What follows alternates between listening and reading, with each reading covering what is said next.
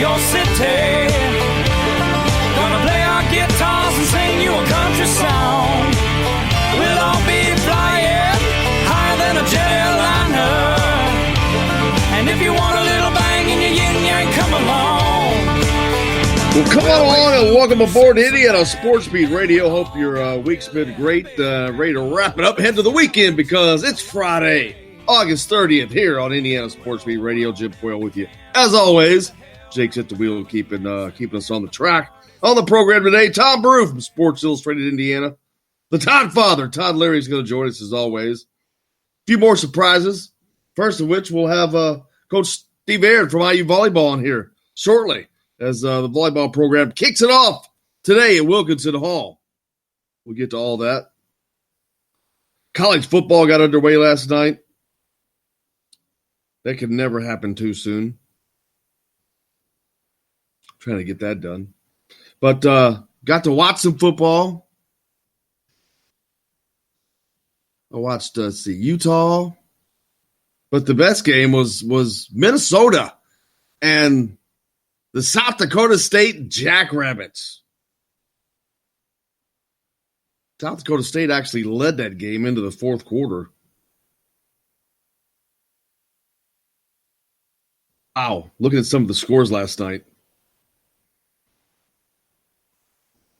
Central Florida, if you think they're not still loaded, you might want to think again. Number 17, Central Florida. 62-0 over Florida A&M to start the season. Will they just not stop? Just pick right up, scoring 62 points?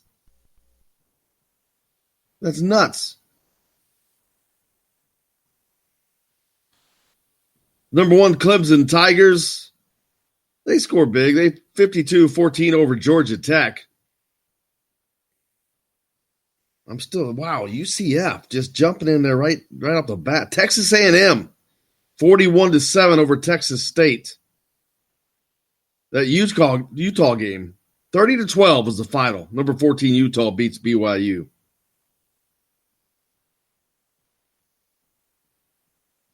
Now today, there's more games, even though it's Friday and college should not be playing today.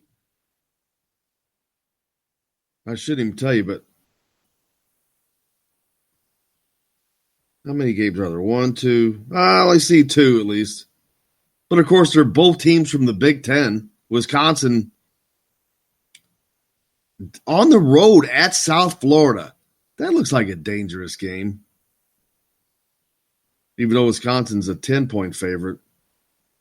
Michigan State is at home to Tulsa. Take me back to Tulsa. I'm too young to marry. Michigan State is a 23.5-point favorite. And then we get on to Saturday. Indiana kicks it off at noon on CBS Sports Network against the Ball State Cardinals up at Lucas Oil Stadium. I'm just glad to see football's here, man. I'm just glad to see that football is here. Of course, Michael Penix, starting quarterback. Looking forward to see what he can get done. What should people expect to see from you?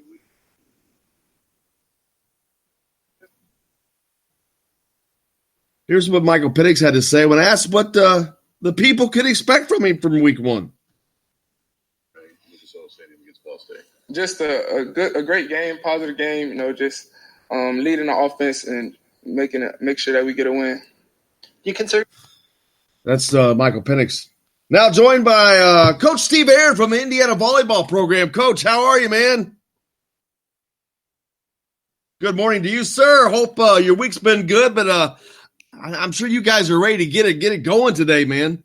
Yeah, much like football, I think they're tired of hitting each other. We're tired of hitting balls at each other. So it's about time to, get another team on the other side and see what we got.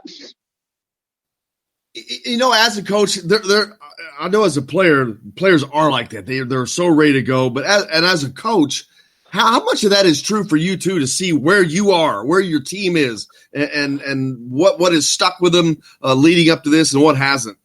Well, here's the challenge, and especially for your listeners and people that follow hoops and football. It's in basketball.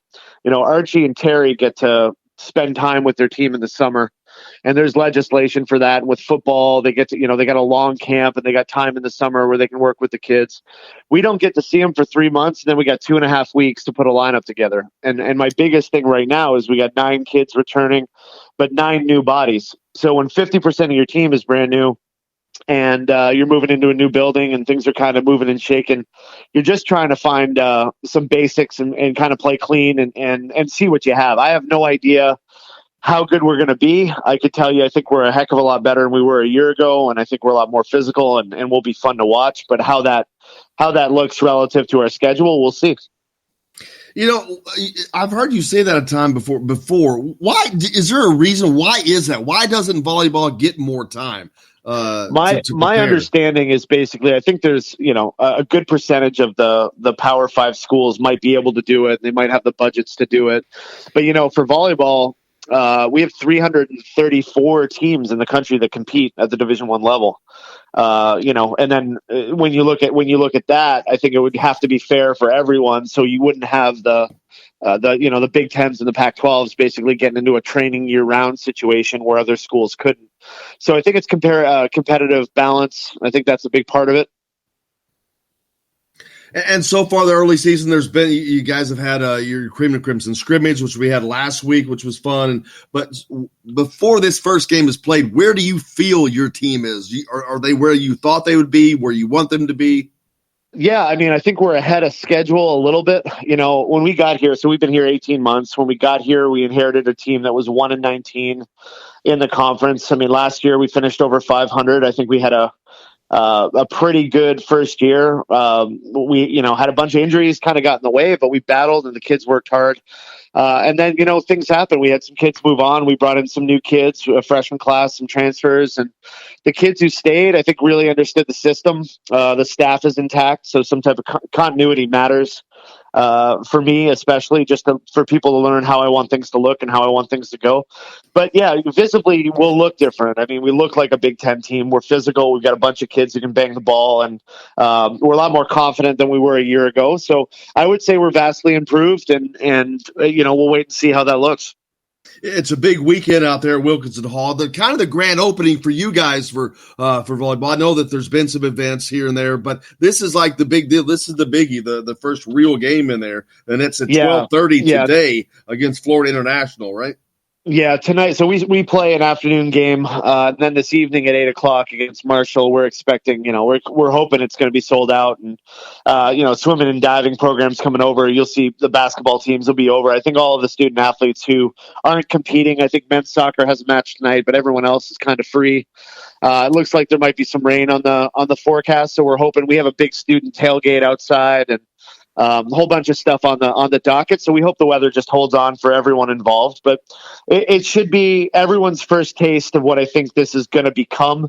And obviously the better the program gets and the more people get used to showing up, I think it's going to be more and more fun, but it's going to be a pretty special day. And like a full weekend of games, besides Florida International and Marshall tonight at 8:00, like you mentioned, UT Martin also in there, and Santa Clara, a little West Coast flavor in there. So a full slate of round-robin games to be played. Yeah, and again, these are good teams. These are teams that will have to play well to beat. The 8:00 match tonight will be a challenge. The Santa Clara match, there's a bunch of really good California kids with the former assistant from Stanford coming off winning a national championship. So I think there'll be a good program. And what we're hoping is that the community, the students, faculty, staff, everyone kind of in the Bloomington area who may not have checked it out, comes and checks it out. The parking situation is amazing because we're right by Assembly Hall. Very easy to get to. Concessions are great. Sightlines are great. It's a really neat place to watch a sporting event, and you're almost on the court, so you'll be part of the action. That's for sure.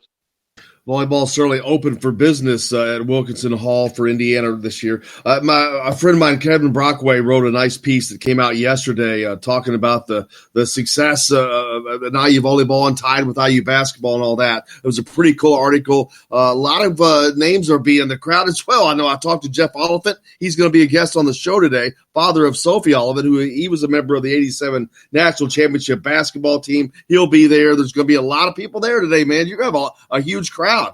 Yeah, it should be good. And, to speak real quickly on Jeff and a couple of the kids, Brian Sloan, who's an alumni who played here for Coach Knight. And, we've got some kids on the roster that parents played collegiate athletics. They've been involved. Emily Fitzner's brother was with the basketball program last year, but her dad played basketball at Stanford.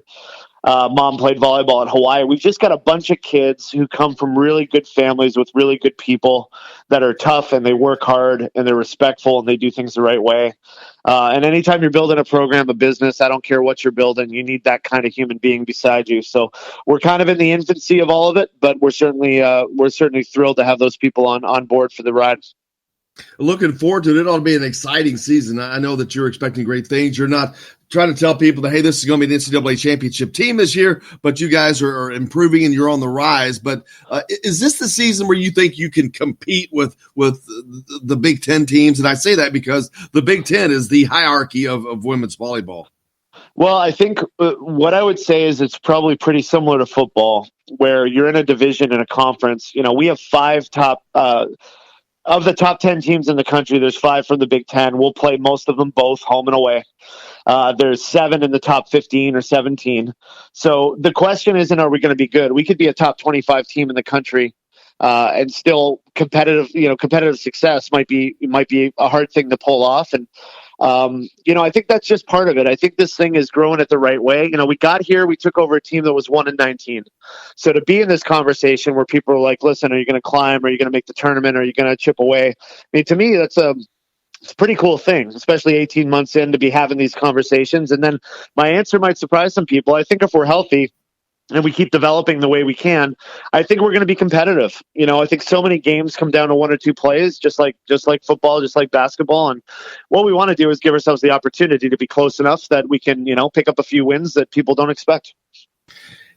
And for some people on the football field, if you got a great quarterback, you can tell, you can see that. On the volleyball court, what's a difference maker between a really good player or a great player and just a normal player? What separates that to that next level? Well, I think one of the things, every time I've been fortunate enough to win a championship or, win the Big Ten or have special seasons before in my career, it always came down to someone being able to throw the ball to the roof and someone to jump and just bury it. And I think so the game is won and lost kind of when the game doesn't look so pretty. And for me, it's playmakers. It's like wide receivers or people you can isolate in basketball that go one-on-one. And you need a bucket. You need someone who can do it. So we've got some kids in the program that are developing and young. I think it's going to be interesting to see how they develop over the year. But we've got enough tools and we've got enough kids who are physical that when people show up and see the matches, they'll learn pretty quick that we've got a few kids who can compete.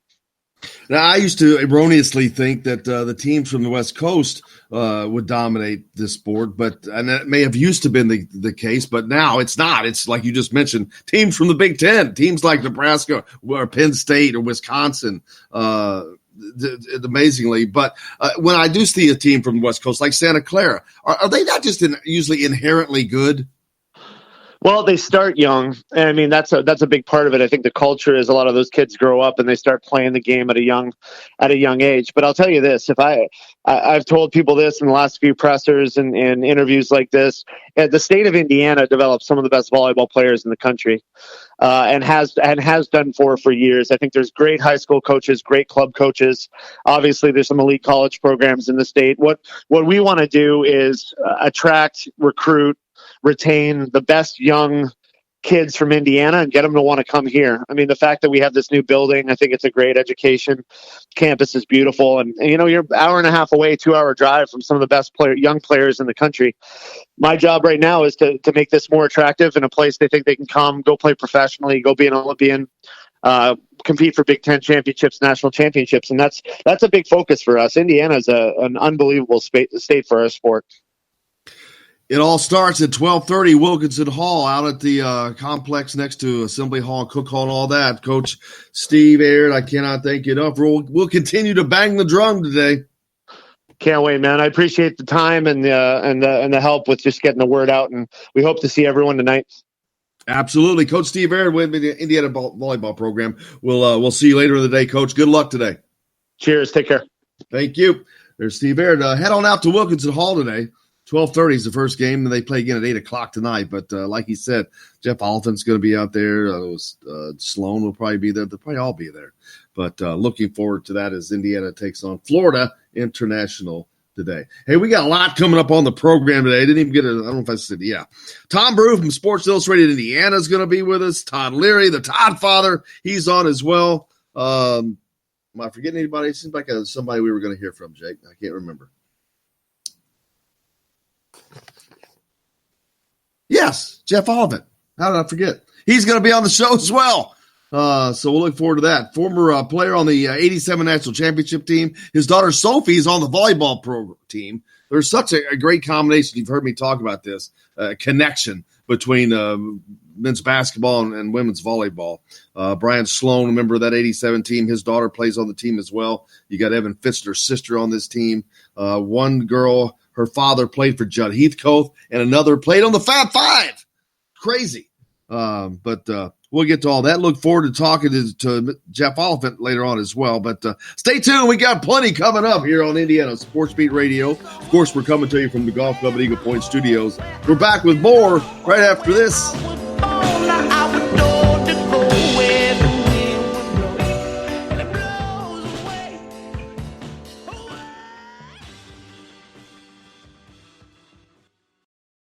Hello, everybody. Jim Coyle from Indiana Sports Beat. When I'm not covering the Hoosiers, you can find me at Bubba's 33 in Clarksville, located on the northeast corner of I-65 at Veterans Parkway. Bubba's 33 has hand-tossed pizzas, bold burgers, and ice-cold beer from a select list of local craft brewers. An incredible food selection, all made fresh daily. Whether you're meeting the team for that post-win meal in the family dining area or meeting friends for happy hour to watch the game on one of Bubba's 50 TVs.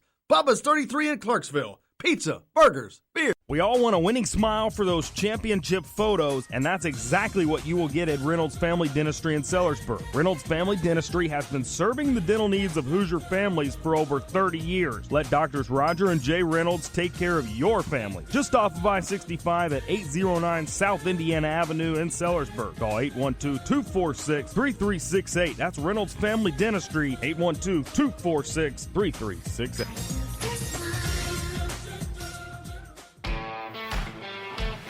Now that warm weather has arrived, it's time to hit the links, and there's no better place than the Golf Club at Eagle Point in Bloomington.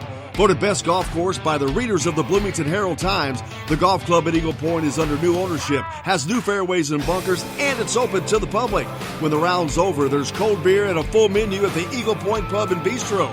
Call 812-824-1100 to make a tee time. That's 812-824-1100. The Golf Club at Eagle Point in Bloomington.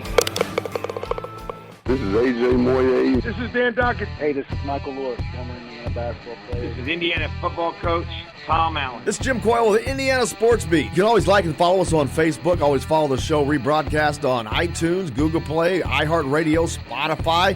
TheDailyHoosier.com is a great place to sign up for it each and every day. Or, of course, on 97.7 The Ref in Evansville. For the best recycling and waste removal service, turn to the area's leader, Sweetland Waste Removal and Recycling, a homegrown company serving southern Indiana since 1995. Sweetland Waste Removal and Recycling serves Floyd, Clark, Harrison, and Washington counties. For excellent service and peace of mind, call Sweetland Waste Removal and Recycling today at 812-944-5642. That's 812-944-5642. Keep life sweet with Sweetland Waste Removal and Recycling.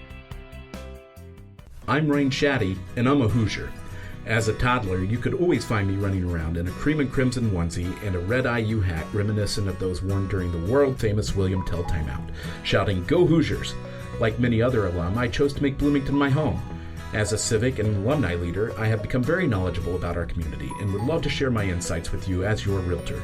Find me on Facebook or call or text me, Ryan Shaddy, with FC Tucker Bloomington Realtors at 765-623-9093.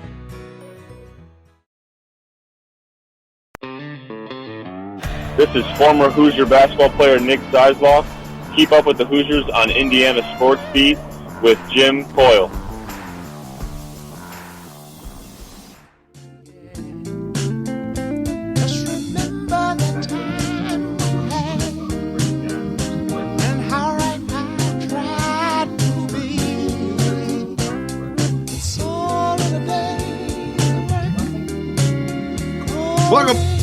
Welcome back to Indiana Sports Beat Radio, of course, coming to you from the Golf Club at Eagle Point Studios. Jim Coyle with you, Jake's at the wheel. On the program today is Tom Brew from Sports Illustrated Indiana, the Toddfather, Todd Leary, Jeff Oliphant, member of the 87 National Championship team. His daughter, Sophie, plays on the volleyball team. She'll be in action today as a freshman out at Wilkinson Hall as they kick things off. 12:30 is when that first match starts. Sounds like a good place for a little noon stop.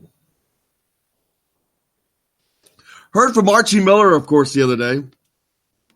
We met with him down in Evansville. Here's Archie talking about Indiana players.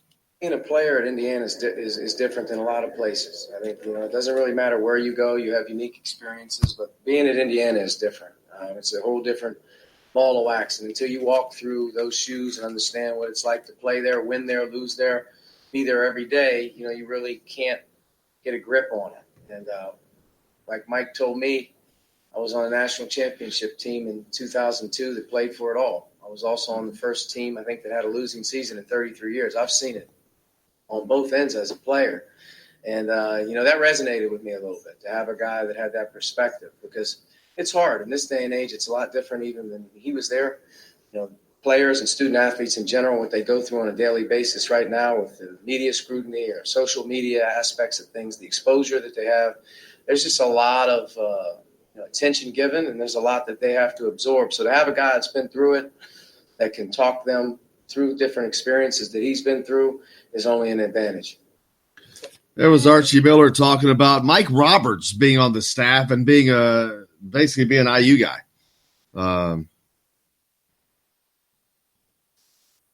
Mike Roberts was on the 2002 national championship team, so you heard him talking about that. And so, but the other end of the spectrum as well.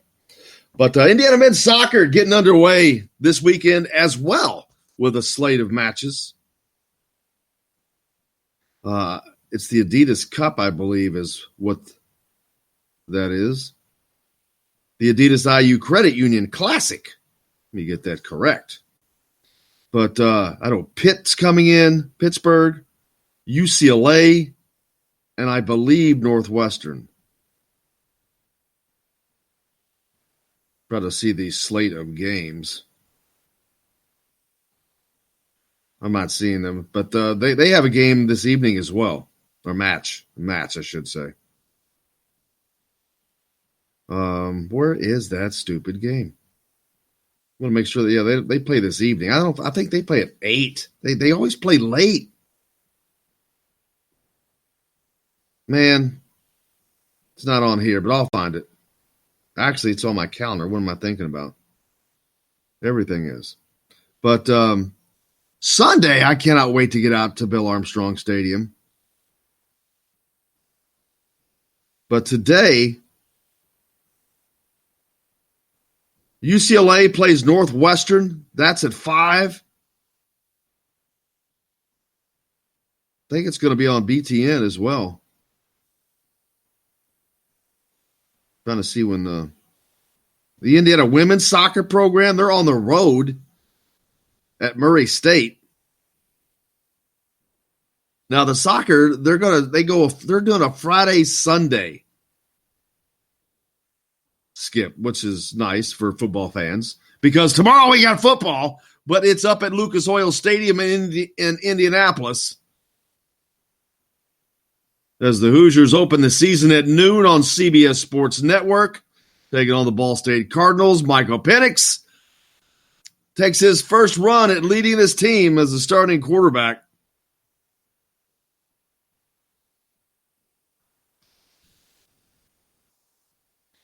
Steve Risley is texting me in the morning. Whenever he does that, I feel like I should call him and just make him come on the show. And I know they didn't win the championship. They played in the championship.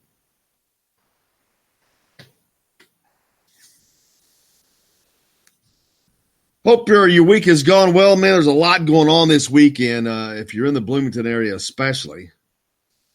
I know they're going to be rocking it out at the golf club at Eagle Point this weekend as well. A couple of local bands there, Jake Dodds and Summertime, I believe. They're very popular locally. They're very popular. They're very popular with the kids, as they say. That's what all the kids are doing now. But, man, there's tons going on this weekend in the IU Sports Lexicon. We've got volleyball today at 12:30 out of Wilkinson Hall, their first match of the season, and the first real match ever in Wilkinson Hall. Steve Baird was just on with us. They'd sure like to get as many people in there as possible because that's kind of an odd time for a match. Your opening match, 12:30 on a Friday of a holiday weekend, though. About a holiday weekend. Also, got the book telling us about a new offer for a 2021 four-star top 50 guard, Carter Witt, from Raleigh, North Carolina. Said he could reclassified in 2020. Tim says, I guess Mike Roberts is paying off already. Well, that would definitely be a Mike Roberts deal because North Carolina is not a place that Indiana has ever recruited, to my knowledge. I'm not saying they've never had a player there. I know Steve Risley's listening, so you'll know, Steve. You ever any North Carolina players? Don't recall that. But check that out. Now, I wonder if he's a point guard. I would imagine he is. Maybe, maybe not. But, oh, yeah, there you go. Point guard says so. Yeah, you told me that, Tim. My bad. A top 50 guard. Wow, that would be special, especially if you reclassified. It'd be better to have them in this class. You've got the open scholarship. If you're going to take him, take him. The book says this kid can get to the rim or dish to a big.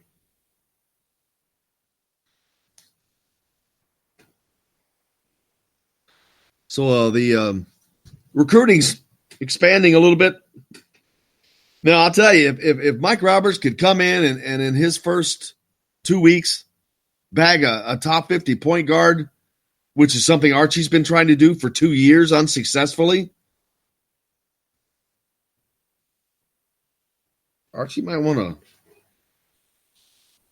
Well, Archie doesn't have a national recruiting game. I'll be honest with you. That's not. I'm not saying anything out of school there. That's just a fact. But obviously, Mike Roberts helping with that.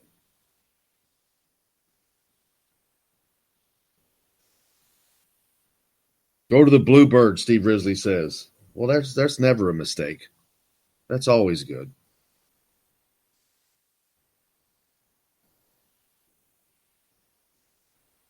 Riz thinks it's a set. Call Steve Risley. I'm not kidding. If he's going to keep texting me, I'll make him talk on the air. I don't know why he's up this early because he lives in California and it's only 6:30 out there. He's an early riser. He's enjoying the 72-degree weather right now. But Steve Risley believes it's a smart move bringing in a Hoosier player, former as is Mike Roberts. But not so much for his Hoosier roots because Indiana doesn't have any problems within the state. It's outside of the borders. How ironic is it that you got to bring in a former Indiana guy to be able to recruit outside of Indiana?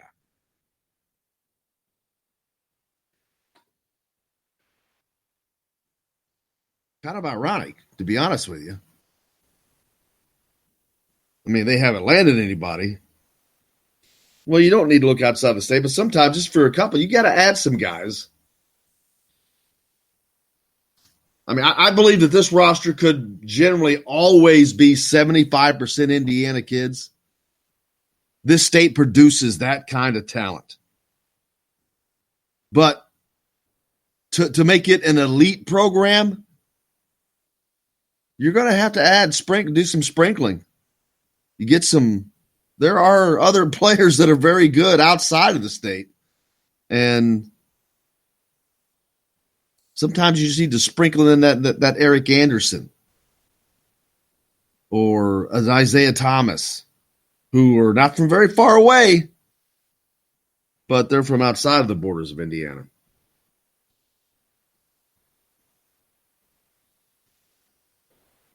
But I agree with him. You don't have to look outside of the state for much.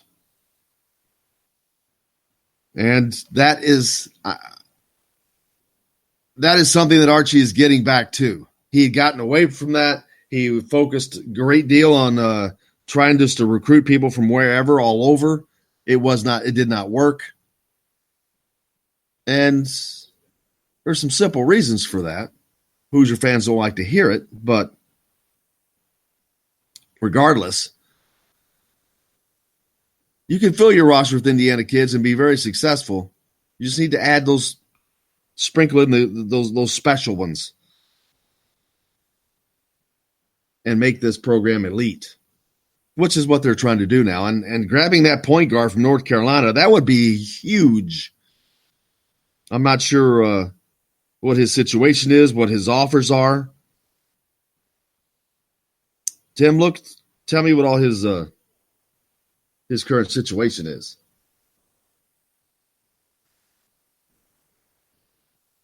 If he's a top 50 kid, man.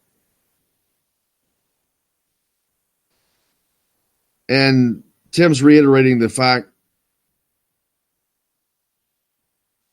that Archie had said something about 4 to 6 players in this 2020 class. I don't see it. You only have 2 open scholarships. You've got 2 recruits, so I can see the 4, but I don't know where this 6 is coming from. You're overbooking if you do. Hey, we're joined now by former Indiana superstar Steve Risley. That's not right. There's no superstar involved in mine. Hey, man, you're a starter on the 87 or the 81 national championship team. Well, that doesn't make me a superstar. That makes me. It does in our book, baby. It does in our book. You're a superstar for coming on. Like I said, Isaiah Thomas and I combined for 26 points in the championship game. He got 21, and I got 5. Hey, baby, you're on the book. You're on the book. What you doing up so early? It's early out in California. We get up early out here. We enjoy the sunset, the sunrise. We get up and, we get up and we go to bed with the sunset and get up to sunrise out here. We don't mess around with nightlife. I hear that. Is that part of your Scientology? No, I'm not a Scientologist. I'm not Tom Cruise. Absolutely not. Hey, speaking of which, we're talking about Mike Roberts and Archie bringing in an Indiana guy. Yeah. I know your thoughts on that. Absolutely great move for the program. I think they needed to do this. They needed to bring some tradition back into the program. And, Mike has had a great success as coaching throughout his career before he came here. And I think this is a tremendous move for Archie to do this, and an important move for Archie to do this, because I think Archie's on the hot seat right now. I mean, he's got to win. I genuinely think he needs to have put together a good season, and he's got talent this year. He's picked up some good players. Joey Brunk, I grew up with his dad, and I think they've got a good team built now. So I think building in some Hoosier tradition back into it. I think Mike is a solid coach looking at his resume. And I think this was a very smart move for Archie Miller to do this. Well, if he can land his point guard, his top 50 point guard out of North Carolina, it'd be a damn smart move right off the bat because Archie's been trying to land a point guard for 2 years without success. Well, they've got Devontae. Devontae's fine. I mean, yeah, it's always good because, like Archie said, I watched this show that you broadcast on our website the other day, and he talks about how you've got to just perpetuate recruiting, and that's the hard part, and that's kind of why Brad Stevens got out of college basketball. He just didn't want to perpetuate the recruiting. It's a constant process. So, yeah, but I think he's got everything he needs. He's got all the equipment he needs right now to contend for the Big Ten at this point in time. Now, are they a national championship team? I don't think so. We'll have to look and see how much Brunk brings to the team at 6'10" or 6'11". I'm not sure. I've heard different variations on his height. When I was playing, I was listening anywhere from 6'7" to 6'11". So it all gets kind of broken down. But I think Devontae Green right now is fine, but he's got to keep building and perpetuating and keep it going. So this needs to be a good year for Indiana basketball. I couldn't agree with you more. I mean, absolutely. I mean, I know that Hoosier Nation's all giddy with seeing all these Indiana kids on the roster, but when it comes down to it, you got to win, man. And I don't care if they're from Mars. As long as you're winning, that's all that matters. Yeah. No, and you talked about North Carolina. I mean, Dave Colescott was a good friend of mine, and he was, I think, was he Mr. Basketball in 1976? I can't remember if he was or not.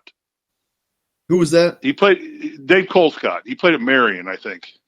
Oh, I saw you put that name in, and I'm like, I don't know I don't know that name. Yeah, I thought, but he went to North Carolina and played there and had a great career at North Carolina.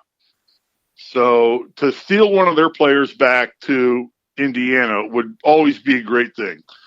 But you had Sean May. You had Sean May that went to North Carolina as well. Yeah, but that was a different issue. I mean, that was I know, I understand. That was a issue between coaching and everything like that going on, and the 76 team, the inner circle of Indiana basketball, the one that we're not privileged to be in. So did the 76 team lose even more talent that they could have possibly not lose, but there could have been even more talent on that team? No, that's one of the greatest basketball teams ever built in the world. They didn't need any more talent. More talent would only, what's the old saying? Too many chefs spoil the broth. Yeah, exactly. I mean, they had all the talent. The 76 team had all the talent it needed. It had all the players to build a high-performing team. And, you look at Tommy Abernathy, and Tom's a great friend of mine. He runs Indiana Basketball Academy up in Carmel. And he's everybody fit their role. Unfortunately, they had some injuries, but, Quinn Buckner is probably one of the greatest leaders of all time at Indiana. Just in terms of just being able to lead a team and be the Coach Knight on the court. And that's when Coach Knight was truly at his finest. In 81, we had Isaiah. And Isaiah is one of the 30 greatest basketball players of all time to ever play the game. And we got to play alongside him and play with him. And it was a different situation. But the 76 team was so strong top to bottom, Bobby Wilk, Benny, Quinn, Scotty, Abers. I mean, you go down, and the only sad part is the 75 team was probably actually better than the 76 team. Heard that many times. Pardon? I've heard that many times, including Coach Snyder's made that statement many times. They had Greeno. They had Greeno then, and they had Laz. They had two extra players, but it just didn't work out. But it's just time for Indiana to get back to that, and I think needs to be a little pressure put on Coach Miller right now to say, okay, you've been here a couple of years now, and we've been 500, mediocre, and it's time to start elevating this program back up to where it should be. But I think he's making the right moves. because he's coming back in now. He's recruiting in state. He's looking at players local. And I mean, I look back at 81. We only had one player outside of Indiana, Illinois. I don't think we had anybody from Ohio. Let's see. We had Jimmy Thomas from Florida. It was the only player that I can remember that was outside of our little geography right here. And there is so much talent located right here that you need to stay right here and just grab the talent right here. And I'll tell you a story. And here's the story. I came home from track practice one day after in the spring, and I get a phone call, and the phone's ringing. And so nobody's home. I pick up the phone, and I get a phone call, and it's like, who is, he said, Steve Risley there. I said, this is Steve Risley, because this is Bob Knight. I said, yeah, freaking right. Yeah, this is Bob Knight calling me right now. Yeah, no way. He said, and I said, well, who's pranking me now? And he said, no, this is Bob Knight. He said, would you like to come to Indiana and play basketball? And I didn't talk to my parents. I did not talk to my AD. I did not talk to my basketball coach. I did not talk to my football coach. I said, Coach, there would be no greater honor in the world than to play for Indiana basketball. And that's how that went down. And I believe that completely, because it sounds just like Michael Lewis told me his story was. He was actually on a visit there, at least, but they were in the coach's office, and his parents were sitting behind him, and Coach Knight walks in and slaps him on the back as he walks by and says, Michael, how'd you like to play basketball at Indiana? Yeah. He said that would be really cool. Automatically. Then I had to go tell everybody that because I'd already committed. I had verbally committed. There's no signing yet. I had talked to Dan Devine, because I was an All-American quarterback in high school, and I had talked to Digger Phelps, and my mom wanted me to play at Notre Dame. So I'm thinking, my grades were good enough. I could get into Notre Dame, and I said, okay, I'm going to go play at Notre Dame. And then all of a sudden, Nike calls me, and I'm like, yeah. And then I told him, I said, well, there's one small problem. I said, I've already kind of verbally committed to Notre Dame that I would come there, but he said, have you signed anything? I said, no. He goes, don't worry about it. I'll take care of it. And the first time we played Notre Dame at Market Square Arena, Digger Phelps comes up to me and slaps me on the back. And they had Kelly Tripucka. They had Orlando Rollage. They had a great team. They had Tracy Jackson. I mean, they had a Final Four team at that point in time. And, I was going to be one of the fifth cogs, or one of the cogs in that part of it, wherever it fit in. Gil Salinas, they had a fabulous basketball team. And, but that's how that all transpired. But when Knight called you, and we need to get back to that when Archie Miller calls you, it's like, yes, I want to play at Indiana. And that's where it needs to get back to. And that's where he needs to take it back to. And hopefully his staff and everybody can pull that back in. They've got to start winning games. They've got to, my God. I was looking on I think you were posting some of it on your site, the facilities they have now. Yeah, it's been a complete transformation. We actually use the guest locker room. I actually never went into the actual what was designed as the home team locker room, because Knight wanted to use the other way because the training room was closer to our locker room, so we always dressed in the guest locker room. That was our permanent locker room.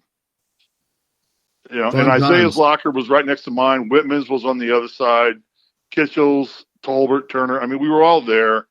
And then Knight always put the names of all the players that had used that locker. And you saw a list every time you walked into your locker room. You saw a list of all the players who had shared that locker with you. That's pretty cool. I don't know if that's still there or not anymore because I haven't been in the locker room in a long time. Well, they've redone it so completely that it's hard to tell because they've completely everything is brand new. Well, I don't know if they've now they're in carried Cook that Hall, over. which yeah. Now they walk through the halls of Cook Hall. I think they actually dress in Cook Hall. I think they just use that locker room for halftime. Is what I think now. But and I don't know that for a fact. No, I think it's true because it's right outside the press room is the tunnel that leads over to Cook Hall, and I always see them coming over from right there. So and every time I've gone to a game before I moved to Los Angeles, where it's already 85 degrees here. Brag. No, it's going to be 105 here today. We don't need that because my air conditioner is going to run all day. It's going to run up my electric bill. So Get a Wham burger. Get a Wham burger at In-N-Out Burger. We had In-N-Out last night. So we had In-N-Out burgers last night. They are great. But I love the fact that he's, bringing Mike in. He's coming back in and bringing some local people back in, and he's going to look to recruit back in the state and get kids that want to play Indiana basketball. But it's a question of, for him right now, to me, is he needs to put some wins on the board. Yep. Is what I say. I mean, he's got to win something. He's been here, what, 3 years? 2 years or 3 years? This will be his third season. Third season, yeah. He needs to win something this year. So but he's making the right moves. So let's be patient. One more year, give him a shot, and see what happens. That's my thoughts. There you go. I agree. You have? That's it, brother. That's all you can do. You have to. You got to give him a shot. Plus, you have the fact that Fred Glass is not going to do anything because he hired him. He's not going to. Well, you know what? Here's the deal with Fred Glass, and Fred is a great guy. I mean, he has helped me every time I have asked him to help me. But he's a fundraiser. He's basically a fundraiser is what he does for the university. I mean, the university makes a boatload of money. I mean, you saw the article a couple of weeks ago or 3 or 4 weeks ago about the president starting to take money out of the athletic department because the athletic department is too damn rich. And they're saying, we're going to build new buildings for the students and do other things. So, McRobbie says we're going to take money out of here and out of the athletic department, and because Fred does his job extremely well, and he's hired good people. Tom Allen is, Indiana football looks solid. We may be able to get to a bowl game this year. We hope to. He's bringing great talent into this program. He's a good hire. Archie Miller is a good hire. There's nothing wrong with either one of them. But here's the $10 question. And I'll ask you this. Coach Knight allegedly has moved back to Bloomington, Indiana. He's purchased a home here. I don't think he's moved back. He's purchased a home here. Okay. So is he going to come to a game? I think if he gets if he lives in Bloomington, he will. But I'll be honest with you, since news of that broke and the Indianapolis Star so grossly printed his address, I think that may have affected him moving here because he's not moved back yet, and this has been a few months now. So I'm going to tell you what. I've known Coach Knight for over 40 years. There's nothing that affects that man. He does what he wants to do. There's truth to that. I met him when I was a sophomore in high school, when I was 16 years old, and I'm now 60. So that's 44 years ago. And there's nothing that affects that man. He does what he wants to do. And that's why you admire the man, because that's how he's lived his life. That's why you either love him or admonish him one way or another. It's like you don't like him because he does what he wants to do, or you respect him because he does what he wants to do. So, but the question is, I think personally, if he came back to Assembly Hall, you almost could not do it during a game. Yeah. because the place would never shut up. I mean, Coach Miller wouldn't be able to coach. The players wouldn't be able to play. The fans would go nuts. I mean, it would just be abominable for everything going on. So it's like they definitely could not make the announcement during the game. That's a fact. There's no way they could make it during the game because it would be a long period of before they got back to action. You just couldn't do it. I mean, the only way you could really bring him back initially, in my opinion, would be if you just had a program at Assembly Hall and brought him in to speak and then worked him back into the system. If that's his motive, I have no idea what his motive is. Nobody does. Like you said, 3 years. Nobody. Like you said, nobody does. He does his own deal. Nobody does. He does his own thing. To his own drummer. Exactly. And all right, brother, you're gonna wake up one day and you're gonna see him just all of a sudden walk into Assembly Hall. That's it. And that's how it's gonna happen, unannounced and everything. That's it. It's been a great added bonus here on this Friday to have former national champion Steve Risley with us, the Riz. Thank you, brother. How you been? I'm waiting for the Toddfather. I got to hear the Toddfather. Oh, he's coming up in the next hour, man. He's coming up. I'm listening to him. Never disappoints.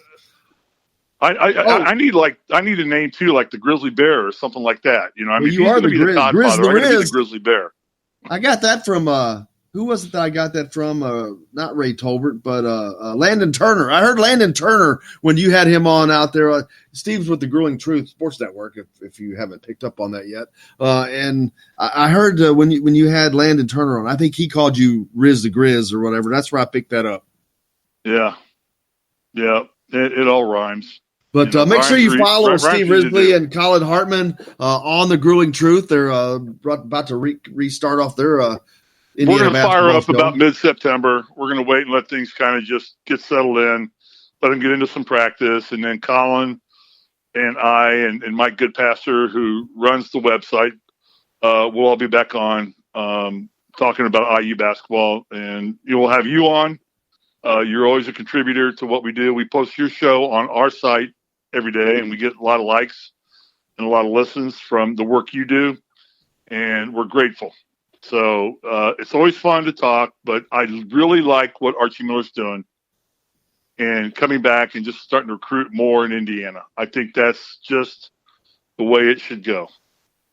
Certainly is, brother. Steve, thank you so much. I appreciate you. It's awesome talking to you on this Friday morning. Way to kickstart the weekend. Great start to it. Steve, thank you. Have a great weekend, by the way. Hey, I'll leave it with this. I'm just hoping the hurricane doesn't kill the NASCAR race at Darlington. That's all I care. Oh, yeah. I forgot about that. that. Yeah. The hurricane's coming in, and Darlington is a track too tough to tame, and it's, I just want to sit around Sunday night and watch the race. I hear you. All right, Have brother. a good one, my buddy. Thank you, my friend. Steve Risley, former member of the 81 National Championship Indiana basketball team. Man, we got all kinds of national champions on today. Got Jeff Oliphant coming up in the next hour. The Toddfather's coming up in the next hour. Wow, what an incredibly busy day all of a sudden that it got. Jake, how'd that happen? It's Friday, baby. TGIF. Awesome. Yeah, exactly. Men's soccer getting underway tonight out at Armstrong Stadium. The Adidas IU Credit Union Fall Classic. So make sure you head out to there. You've got volleyball today starting at 12:30. A little matinee performance out at Wilkinson Hall to open it up for the women's volleyball program. Steve Aird, he was on with us just earlier. You heard from him. Wow, we're going to have a hell of a day today, huh? I love it when a plan comes together, and it wasn't even planned. But I love the fact that Steve jumped on with us. I had no plans to have Steve on today, but he kept texting me while the show was going on, so I said, what the hell? Just calling. But, yeah, great day. Football starts tomorrow. up at Lucas Oil Stadium. Indiana takes on Ball State at noon on the CBS Sports Network, but I'm sure most people are going to be traveling up to see that. That will be cool. A lot of games last night as college football. I know it got underway last Saturday with the Florida-Miami game, but it really got kicked off last night. UCLA traveled to Cincinnati. The Bearcats beat the Bruins. Man, can you imagine Cincinnati beating UCLA? That just shouldn't happen. Weird to see that. Central Florida, number 17. I'm telling you, man, every year people say, oh, Central Florida, they're not going to be that good this year. 62-0 over Florida A&M. Game 1. You've got to be really humming to score 62 points in your first game, or you have to really overmatch a team. Don't know which one it was. I didn't see that game. Number 1, Clemson was underway last night. They beat Georgia Tech 52-14. Texas A&M all over Texas State 41-7, and it was number 14 Utah knocking off the Mormons BYU 30-12. A couple games on the slate tonight, but we're not going to talk about those because they're Friday night games. But we got a lot more coming up on the program. Stay tuned. Tom Brew from Sports Illustrated Indiana, Jeff Oliphant, former Indiana basketball player, 87 national champion, and the Toddfather, Todd Leary, all coming up yet here on Indiana Sports Beat Radio. Back with more from the Golf Club at Eagle Point Studios right after this.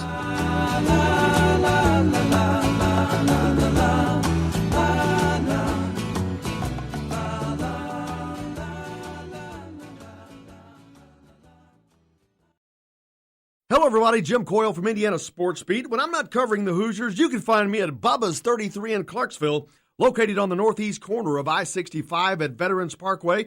Bubba's 33 has hand-tossed pizzas, bold burgers, and ice-cold beer from a select list of local craft brewers.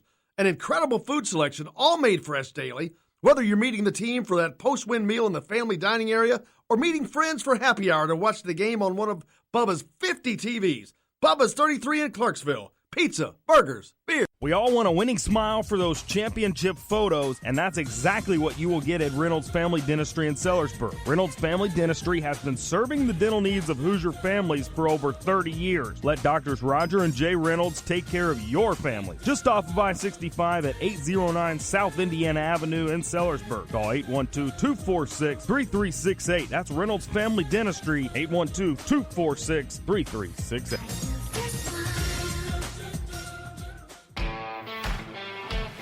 Now that warm weather has arrived, it's time to hit the links, and there's no better place than the Golf Club at Eagle Point in Bloomington.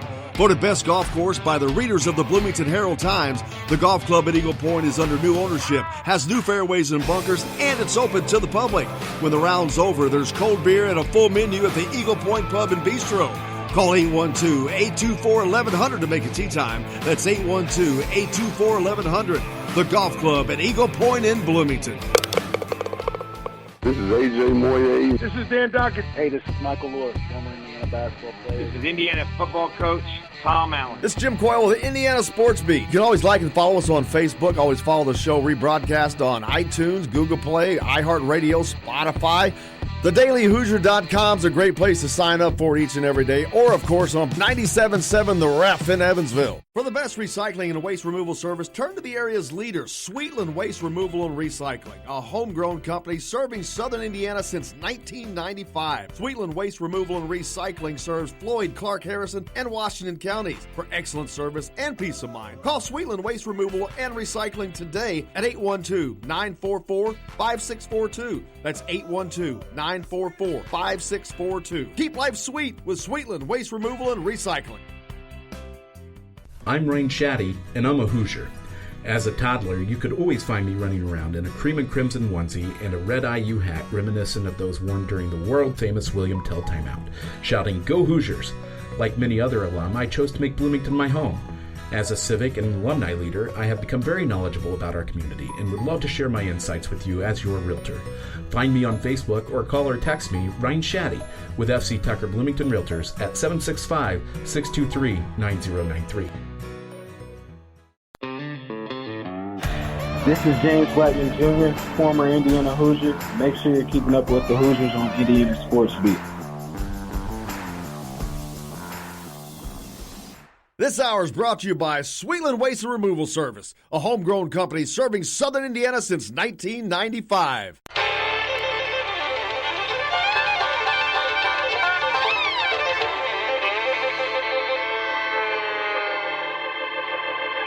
Well, we're coming to your city. Gonna play our guitars and sing you a country song. We'll all be flying higher than a jetliner. And if you want a little bang in your yin yang, come along. Well, come on along and welcome aboard Indiana Sports Beat Radio here on this Friday, August 30th. Jim Coyle with you as always. Jake's at the wheel keeping things on the track as we come to you from the Golf Club at Eagle Point Studios. Lots getting underway this weekend. The sports lexicon across the deal is kicking off as Indiana volleyball is the first to kick things off today at 12:30. They have a match against Florida International out at Wilkinson Hall as they open that up for real. They've got 4 matches this weekend. They've got another one tonight, so head out there and watch some volleyball. Coach Steve Aird was on with us earlier in the program. Looking forward to getting out there and seeing some of that. Also, men's soccer underway tonight at Armstrong Stadium. All weekend, slate of games out there. They take off tomorrow, but tonight and Sunday, the Adidas IU Credit Union Classic is going on. UCLA is in town, one of the top programs in all of men's college soccer. So looking forward to that game. That's a match on Sunday. Indiana and UCLA will tangle, but there's matches today, tonight. It's all going on. Then, of course, tomorrow, Indiana football kicks it off against Ball State on the CBS Sports Network up at Lucas Oil Stadium at noon. Michael Penix and company, they're rolling into town with this new offense. Kalen DeBoer, looking forward to checking that out. On the program today, Tom Brew from Sports Illustrated Indiana. Jeff Oliphant, member of the 87 National Championship team. His daughter, Sophie, is on the volleyball team, as is Brian Sloan's daughter, as is Evan Fitzner's sister. A lot of connections there. The Toddfather, Todd Leary's on as well today, so look forward to that coming up here in this hour. You know, I just had Steve Risley on in the previous hour. If you missed that, you have to go back and listen, but he's always a value and always great to talk to. We talked about Archie's hire of Mike Roberts. He likes it. He likes where they're going now. He likes the direction they're going now. But he says the thing that's the truth. Archie's got to win. Archie can't have another 16-15 season. He's got to win. It's time for the rubber to meet the road. When you see guys that were hired from the same kind of background, Chris Mack, go to Louisville, and within 2 years, Chris Mack, Athlon predicted Louisville was going to be a Final Four team this year. He's doing that with NCAA sanctions hanging over his head. That's a pretty damn good job. But in talking about the volleyball, Kevin Brockway talking about the connection, and I'm going to take credit. I told him to write that story. Of IU basketball and this women's volleyball program. It's a pretty cool connection. And it actually extends beyond the IU basketball connection, but it's a pretty deep one with that one alone. But Tim texted into the show and asked, do they open the roof for Lucas Oil with the great weather we're going to have? Nope. I bet you they do not open the roof. That would be cool, but I think you're going to be playing inside on that beautiful day. Earlier, we talked about a new basketball offer. Tim also, the book, giving the info. Carter Witt. He's a new offer, Indiana, to the 2021 class. He's a 4-star top 50 point guard. He's from Raleigh, North Carolina. Says he could reclassify to 2020. And that very indeed could be Mike Roberts paying off already as he just arrived from North Carolina. Carter Witt schools that have offered so far: Florida, Clemson, Maryland, North Carolina State, Virginia, Wake Forest, Tennessee, Ole Miss, Boston College, Virginia Tech, and now Indiana. Wow, most of his offers are coming out of the South, which makes sense. He's from North Carolina. Indiana doesn't usually recruit that area. And I would say the only reason this kid would be getting recruited is because of Mike Roberts. So that could be a great bonus.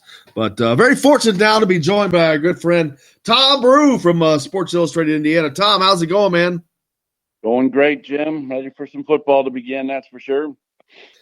Ready, man. I got going last night. I watched some. It was fun watching that Minnesota-South Dakota State game, a game that was back and forth. It was just fun to watch football again and see a good game. But, of course, Indiana gets underway tomorrow up in Indianapolis at Lucas Oil Stadium against Ball State. We talked about it a lot. But you've got a great series of articles that are out right now talking about the pipeline from Bloomington to Florida that Tom Allen has forged with these many players, the most Florida players of any school in the Big Ten, by the way, folks. Exactly. And that's part of the reason how he's building that talent up. Right. Well, he's got Tom was born and raised in Newcastle and has certainly had a lot of Indiana ties from Ben Davis and such. But he spent a lot of time as a football coach down in Florida, and just the quality of the person he is. Obviously, he made a whole lot of friends in that business and that fraternity, and he started, recruiting Florida really hard when he was at Ole Miss, and then when he was the defensive coordinator at the University of South Florida in Tampa, it ramped up even more. And of course, when he moved here, it was just an obvious thing to keep that going. And obviously, we had some Florida kids here already, but he's kind of knocked it up, a notch or two, not only in quantity, which is important, but in quality as well. I mean, he's gotten a lot of kids out of the whole staff. I mean, they've gotten a lot of kids out of Florida here in these last 2 or 3 years. And they've beaten Florida State to get them. They've beaten Miami to get them. They've beaten Florida to get them. They've beaten Tennessee and some of the other SEC and ACC schools to get them. So they're not just picking bottom of the barrel kids out of Florida. They're getting some real talent, and it shows up on the field, every day for Indiana now, and it'll show up certainly, on Saturday when you've got a starting quarterback from Florida, throwing to 3 wide receivers, all from Florida, and then several guys on defense, starting all with Florida ties as well. So that pipeline was there. And when I started this website in August, the goal of it was to really do some unique stuff that nobody could get anywhere else. And, to spend a week down in Florida, and, I did more than 25 interviews for that series, and, did it in 4 parts, and talked a lot about that relationship building, and, did a big profile on Michael Penix and everything that Raekwon Jones and his family went through with the hurricane, and what Florida coaches and families think about this staff. And it's been just incredibly well received, Jim. I've just been so pleased and honored, at all the compliments that I've gotten, from people around the program, both inside of it and out. And it's just been it's been a very rewarding thing for me to do. And and I was glad that everyone enjoyed it so much. And now we can start the games. Absolutely. And before I forget, it's still mavensports.io/Indiana, right? It is for now, yes. mavensports.io/Indiana. But I can kind of let the cat out of the bag here that real soon here in September, once they can flip over all the computer switches. Very soon, it's going to be with the Sports Illustrated connection. My site's going to just simply be si.com/Indiana, which will be wonderful, and to be able to tap in, to all the huge Maven platform stuff, which is now 160 websites. Not only in sports but finance and health and everything, but the Sports Illustrated connection as well, and growing in the Big Ten and. And there's more big news coming soon with that as well. So look forward to that, but make sure you read that. It was a 4-part series, right? Yes, 4 parts. Yep. What was on the site and each day? In fact, I haven't obviously each day as I was adding to the series, I was linking back to the other stories. Like for instance, the 4th part has the links to 1, 2, and 3 at the bottom. But I'm going to go back. I thought about this just before I jumped on with you, that I should go back and add links 2, 3, and 4 to the first story and so on. So I am going to do that today. So if you go to the site and find the one, you'll be able to find all 4. Perfect. And as we get underway, football season starting for the Hoosiers tomorrow at noon up in Indianapolis. Michael Penix getting his first start for the Hoosiers, and it's our first start, so to speak, for Kalen DeBoer as well on that offense, which I'm expecting a lot of good things from. Well, he's had nothing but success everywhere he's been during his coaching career. He's always been lauded for being creative and being an offensive genius and knowing about where to put his players in the best position against every opponent. What his success, at Fresno State the last 2 years was incredible considering how horrible that program was beforehand. So I'm really looking forward to see what he does with all these offensive weapons that we have.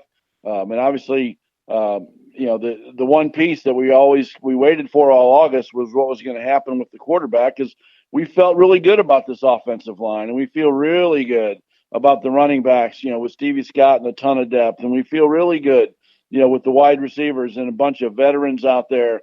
So it was all about, let's pick a quarterback and go. And they've done that. And, and I think, what was very telling to me was Tom Allen's comments on Monday and Tuesday about the decision was, those fresh eyes of Kalen DeBoer's on the situation, really is what made the difference, because the guys who were here before, they had sort of those Peyton Ramsey memories, and they had those, those ties and things like that. And, and it mattered, that someone was going to have to step up and play better than him to take his job. And I think Kalen DeBoer sees that in Michael Penix, that he's capable of being a big time quarterback. And, as part 2 of my series is a huge profile on Michael, and his high school coach, Jason Roberts, down at Tampa Bay Tech High School, he's firmly convinced that Michael Penix, is a first round draft pick, a Heisman Trophy candidate, and a guy who's going to win a whole bunch of games in Indiana. He just thinks he's that good. And I think a lot of people kind of have the same feeling. We got just a very small taste of Michael last year before he got hurt, and he showed some things as a true freshman, and he's matured another year. He's had plenty of time to be in the playbook. He really knows what he's doing back there. And, I think he's going to make a bunch of big plays on Saturday. And, I mentioned in one of my little stories today that, anything, 30 plus points from this offense, to me is what we should be expecting every week, which is a rapid departure from a year ago. Absolutely. Looking forward to all that busting out tomorrow up in Lucas Oil Stadium. Be there. That's a noon game on the CBS Sports Network. You can get it there, but hopefully you'll be in attendance instead to see the new era of IU football. And I'm looking forward to it. Tom, looking forward to seeing you there as well. And we'll do so at that time. I'm looking forward to it, Jim. Game 1. We'll start it up. Absolutely. Tom Brew from the Maven Sports Illustrated platform. Make sure you check out his 4-part series on the Florida Pipeline at mavensports.io/Indiana. And Tom, look forward to seeing you tomorrow. Thanks, Jim. Appreciate it. And plenty of great new stuff on the website as well from the series on. So check it out and sign up, and it's all free. So just sign up and you can get some freebies on the way too. So absolutely. All right, brother. We got a lot more coming up here on the program. Jeff Oliphant, member, joins us next. His daughter Sophie's on the IU volleyball team, and they kick off action today as well. Stay tuned. We're back with lots more Indiana Sports Beat Radio coming to you from the Golf Club at Eagle Point Studios. Back after this. Tax the street if you try to sit. I'll tax your seat if you get too cold. I'll tax the heat if you take a walk. I'll tax your Hello, everybody. Jim Coyle from Indiana Sports Beat. When I'm not covering the Hoosiers, you can find me at Bubba's 33 in Clarksville, located on the northeast corner of I-65 at Veterans Parkway. Bubba's 33 has hand-tossed pizzas, bold burgers, and ice-cold beer from a select list of local craft brewers. An incredible food selection, all made fresh daily. Whether you're meeting the team for that post-win meal in the family dining area or meeting friends for happy hour to watch the game on one of Bubba's 50 TVs.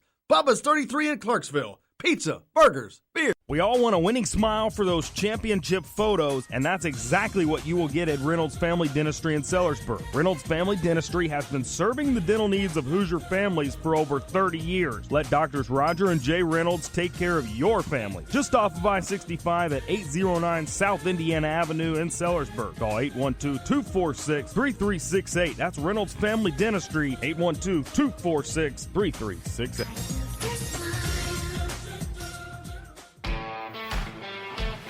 Now that warm weather has arrived, it's time to hit the links, and there's no better place than the golf club at Eagle Point in Bloomington. Voted best golf course by the readers of the Bloomington Herald-Times, the golf club at Eagle Point is under new ownership, has new fairways and bunkers, and it's open to the public.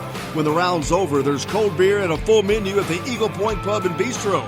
Call 812-824-1100 to make a tee time. That's 812-824-1100. The golf club at Eagle Point in Bloomington. This is AJ Moye. This is Dan Dawkins. Hey, this is Michael Lewis, former Indiana basketball player. This is Indiana football coach Tom Allen. This is Jim Coyle with the Indiana Sports Beat. You can always like and follow us on Facebook. Always follow the show rebroadcast on iTunes, Google Play, iHeartRadio, Spotify. TheDailyHoosier.com is a great place to sign up for each and every day, or, of course, on 97.7 The Ref in Evansville. For the best recycling and waste removal service, turn to the area's leader, Sweetland Waste Removal and Recycling, a homegrown company serving southern Indiana since 1995. Sweetland Waste Removal and Recycling serves Floyd, Clark, Harrison, and Washington counties. For excellent service and peace of mind, call Sweetland Waste Removal and Recycling today at 812-944-5642. That's 812-944-5642. Keep life sweet with Sweetland Waste Removal and Recycling. I'm Ryan Shaddy, and I'm a Hoosier. As a toddler, you could always find me running around in a cream and crimson onesie and a red IU hat reminiscent of those worn during the world-famous William Tell timeout, shouting, "Go Hoosiers!" Like many other alum, I chose to make Bloomington my home. As a civic and alumni leader, I have become very knowledgeable about our community and would love to share my insights with you as your realtor. Find me on Facebook or call or text me, Ryan Shaddy, with FC Tucker Bloomington Realtors at 765-623-9093. Hey, this is Jordan Halls, former Indiana Hoosier. Keep up with Indiana sports on Indiana Sports Beat. Today's guest is brought to you by Reynolds Family Dentistry of Sellersburg. You need $1 million smile for those championship photos, and that's exactly what you'll get with Reynolds Family Dentistry.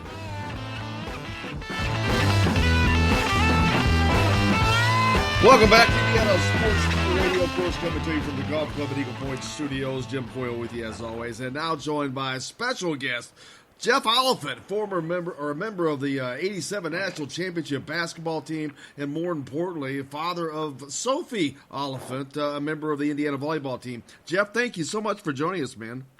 Hey, well, thank you for having me. I appreciate it. Absolutely. It's always great to reminisce about some good times in Indiana basketball history, but also some things about the future. Look forward to that. Your daughter, Sophie, obviously a member of this volleyball team, which has a great Indiana basketball connection, by the way. Yeah, obviously Sophie and then Brian Sloan, my teammate and roommate, his daughter Megan is a senior there this year. So, yeah, it's great. We're going to get to all that. We've had the opportunity to cover the volleyball program quite a bit here lately. Coach Steve Ayer doing an incredible job, and their games are starting today. They're really the grand opening for Wilkinson Hall. Great place there. But going back into your career, Jeff, you started out in a little bitty town in Lyons, Indiana. Man, I've been there. There's not a lot there. No, it's pretty small. You know, it's no stoplights, great people, but it is a small place. And you guys gained some notoriety. Your teams had a lot of success back in the high school days. Yeah, we were fortunate. We had some really good players, you know, and a lot of guys put in a lot of hard work. You know, on a weekend, if you came out to the high school in L&M, you'd find a crowd full of people just playing pickup games and hanging out, just watching. And it was more of a social event throughout the year. And then, you know, when the season kicked in, you had a bunch of guys that were really focused on playing and doing well. And you would rightfully, if you did, you would be understandable. If you carried a grudge against Wayne Gretzky, because all these many years ago, yourself and I think a teammate were scheduled to appear on the cover of Sports Illustrated, and you were bumped by Wayne Gretzky. Yeah, I don't know if that was the truth or legend or what, but I've heard that before, so I don't know. That's a pretty cool story no matter what. I just go with it, man. Just go with it. It's a pretty cool thing regardless. Yeah, it's cool. And hey, Wayne Gretzky, who better than to have him take your place, huh? Exactly. But then, fortunately, you moved on to Indiana to play for the Hoosiers and Bob Knight. A great era of basketball there too. And you really, your time there, you crossed a lot of different not generations, but eras of IU basketball. I mean, you were on the '87 national championship team with a great run, of course, with Steve Alford and those guys. But you also crossed into that next phase of IU basketball with Calbert Chaney and Todd Leary, a good friend of ours who's on each week, and Pat Graham and all those guys. So it's really cool to see those two different eras of IU basketball touch each other.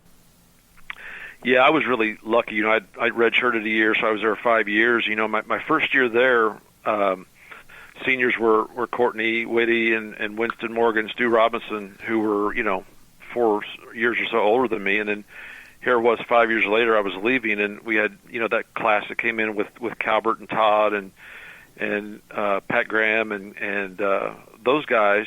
So I had, probably 8 or 9 years of an age group of people that I got to be around. And I still talk to guys like Courtney. I still talk to him, and I still talk to guys in that freshman class too. And we have a lot of former players on, and Brian Evans was on just recently again, and he talked about that thing of when he came in, the group of guys that were there, and then when he went out, the group of guys that was there, and it was such a great span and touching two different eras of basketball at IU, but also the guys that you get to stay in touch with throughout the years, and that's probably some of the best memories that they have. Yeah, that's probably one of the best things about it was your teammates, that and the fans, and just being able to, go to an event or go to a function and see guys, that are older than you and younger than you, and having played there and spent time with all of them. So yeah, it's a fun thing, very fun. And now, of course, your daughter Sophia is a member of the Indiana volleyball program. Steve Aird there trying to build a program akin to the basketball program, a powerhouse. He's played for Penn State, so he knows what that's like, that national tradition type of thing. But he's really recruiting some great athletes. And if you look at this roster, the connection between former great athletes from a parent standpoint is you can't miss it. I mean, I've talked about the guys on the IU basketball program, and there's another guy a father who played for Judd Heathcote, another played for the Fab Five, but Emily Fitzner's mom played for Stanford. So it's not just the guys, it's a great lineage of championship quality athletes, and you can tell by the talent on that floor.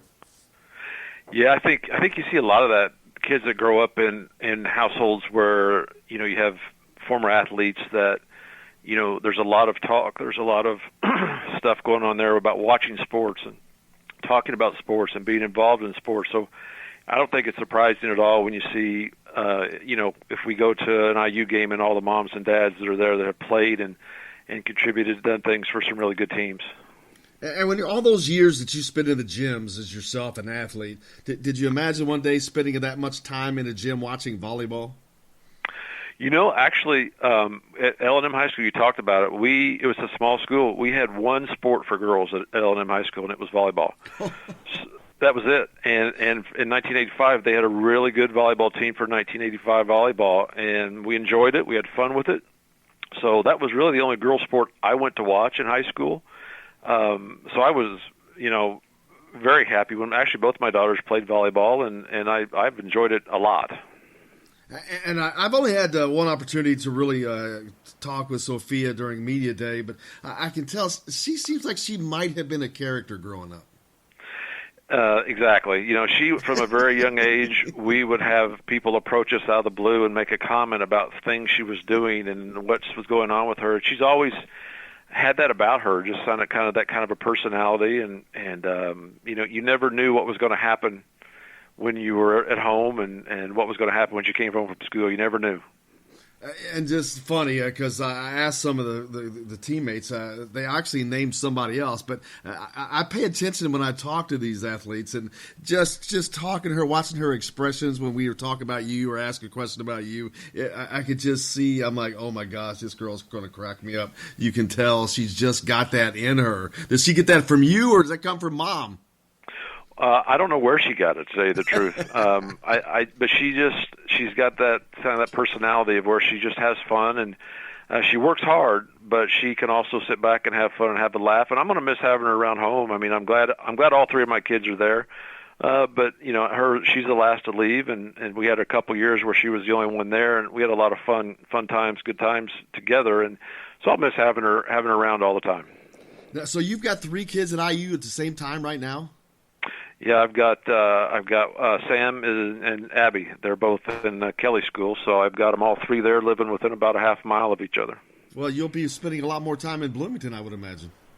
I hope so. I'm hoping that I love being there, so I'm hoping I'm there a lot here the next few years.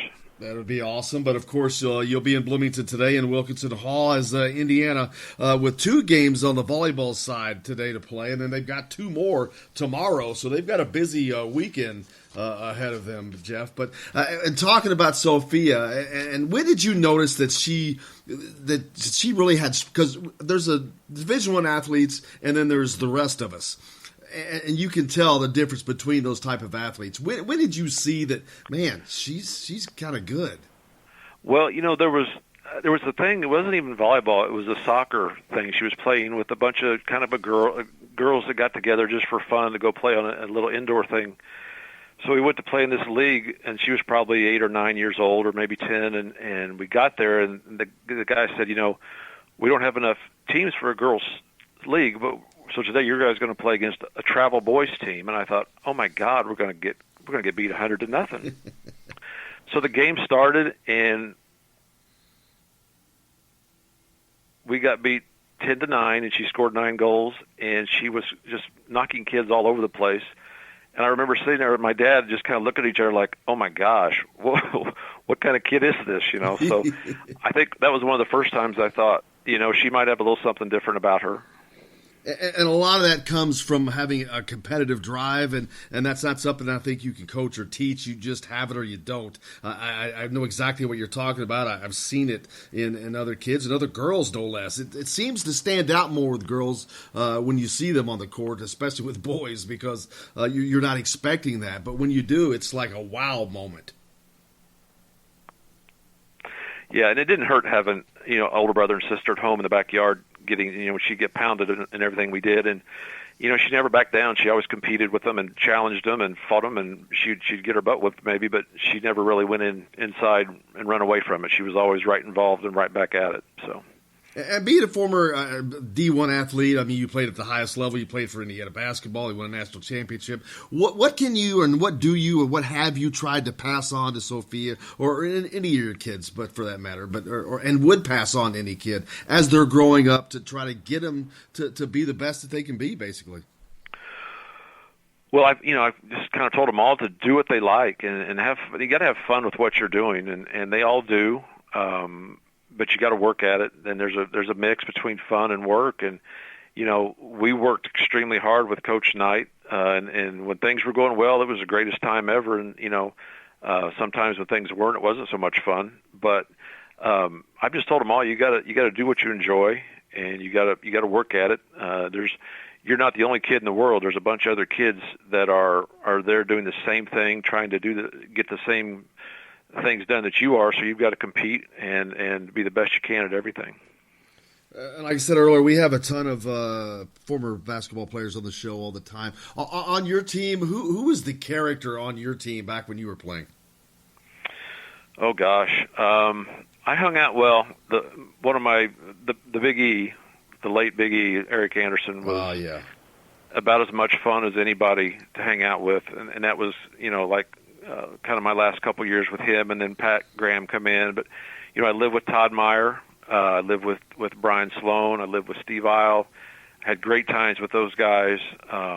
Still talk to Courtney Woody frequently.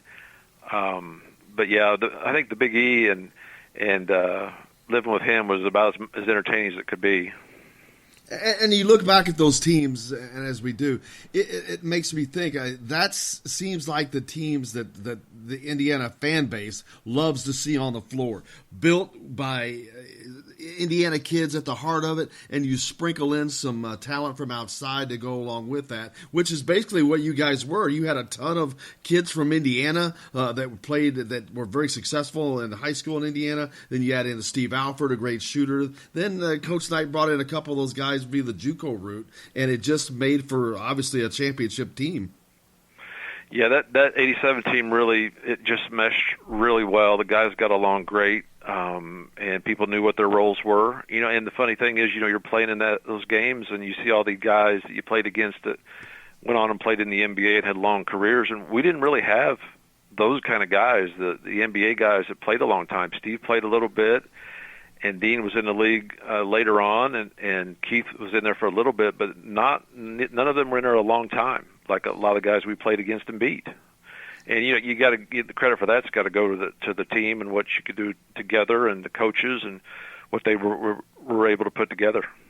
Yeah, and I look at today's Indiana team. I know in the beginning Archie seemed to try to land some of these elite talents from all over the place, because the college basketball landscape has really changed a lot. I mean, you get the Dukes and the Kentuckys who recruit 5 stars only, but then you got teams like Texas Tech or Virginia last year who built on defense, built on guys that were not a 5-star, and showed you that you can actually win this way, because the one and done, those guys haven't really done a lot in college basketball as far as winning championships. And I look at what Archie's trying to do now with a huge Indiana-based roster with late here. You've got Trace Jackson Davis, of course, and Armand Franklin now, Anthony Leal and Trey Galloway. Do you see that he's trying to build up that same kind of team that resembles a team that you were on? Kind of looks that way, and it's really fun to watch Indiana guys come put the Indiana jersey on. Really, that's great. Guys that you may have heard about play here in the state. And it has changed. Back when I was playing, AAU was not a thing. Social media wasn't a thing. So when I met Ricky Calloway the first time when we got to Bloomington, that was the first time I'd met Ricky. First time I saw him. Nowadays you're going to run across the guys you play with and against probably every weekend on the AAU circuit, and it wasn't there back then. And you talked earlier about how that team really meshed well together. Does having a lot of those guys from Indiana on there help that cohesion and help that chemistry? I think it helps some. Yeah, I mean, there's guys on that team in particular, Steve, and he was obviously a huge part of that thing the entire season. But then you had Daryl and Ricky and Keith, and there was a lot of guys sprinkled in from the Midwest that weren't exactly Indiana, but throughout the years there's been so many Indiana guys that just have been so big a part of all the teams that have won there, and so it's a good thing. I mean, hey, it's Indiana. If you go to school in Indiana, you should want to go play at Indiana. Exactly. Of course, now getting back to volleyball, Steve Aird in his second season with the Hoosiers.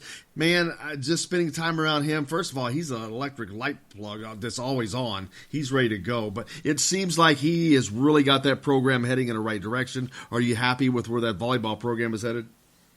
Yeah, we went to matches when Sophie was younger, and we'd go watch IU play, and obviously when she started in the recruiting process as she got older, and the conversations would come up, and IU was struggling. I mean, Ashley Benson, obviously another basketball connection there, which was a great player at IU, but other than that, not a lot of success overall. And Coach Aird has really brought a lot of energy and enthusiasm to it, and those kids are, they work hard. The very first time we met him, we both kind of, me and Sophie and my wife, we kind of walked there thinking, man, that guy, he's ready to roll, and this is the kind of thing you want to be a part of if you're a player.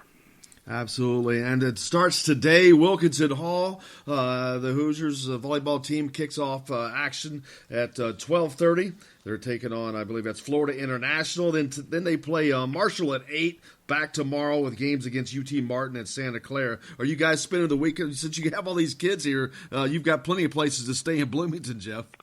We are. We're going to spend the weekend there and hit all of our favorite places and enjoy the time and see all the kids and enjoy some volleyball. Looking forward to it. Thanks a lot for joining us. We'll see you here in a little bit when the games get started. Jeff Oliphant, member of the 1987 Indiana national basketball team, and father of Sophie Oliphant, a member of the Indiana volleyball team, who's about to play here in a little bit. So come on out to Wilkinson Hall. Jeff, thank you so much. We greatly appreciate it, man. Looking forward to talking to you again maybe during basketball season. Hey, that'd be great. Hey, I appreciate it. Thank you very much. You bet. Thank you very much. Hey, we got a lot more coming up here on Indiana Sports Beat Radio. Back with more from the Golf Club at Eagle Point Studios right after this. Play it, Steve. I'm a soul man. I'm a soul man. Hello, everybody. Jim Coyle from Indiana Sports Beat. When I'm not covering the Hoosiers, you can find me at Bubba's 33 in Clarksville, located on the northeast corner of I-65 at Veterans Parkway. Bubba's 33 has hand-tossed pizzas, bold burgers, and ice-cold beer from a select list of local craft brewers.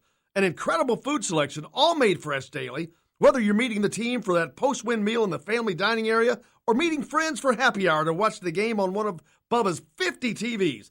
Bubba's 33 in Clarksville. Pizza, burgers, beer. We all want a winning smile for those championship photos, and that's exactly what you will get at Reynolds Family Dentistry in Sellersburg. Reynolds Family Dentistry has been serving the dental needs of Hoosier families for over 30 years. Let Doctors Roger and Jay Reynolds take care of your family. Just off of I-65 at 809 South Indiana Avenue in Sellersburg. Call 812-246-3368. That's Reynolds Family Dentistry, 812-246-3368.